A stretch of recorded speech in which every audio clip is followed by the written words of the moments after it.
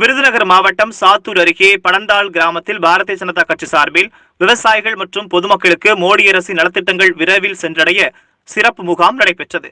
இவ்விழாவில் பாரதிய ஜனதாவின் பிரச்சார பிரிவு மாநில செயலர் முனைவர் ரேணுகாதேவி தலைமை தாங்கினார்.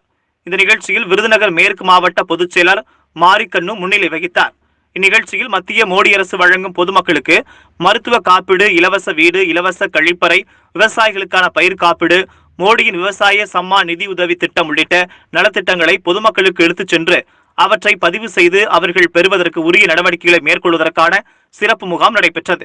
இந்த முகாமில் படந்தால், ரெங்கப்ப நாயக்கன்பட்டி, மேட்டமலை, வெங்கடாச்சலபுரம், சாத்தூர் நகர் பகுதிகளைச் சேர்ந்த 500க்கும் மேற்பட்ட பொதுமக்கள் கலந்து கொண்டு நலத்திட்ட உதவிகளை பெறுவதற்கு பதிவு செய்து பயனடைந்தனர்.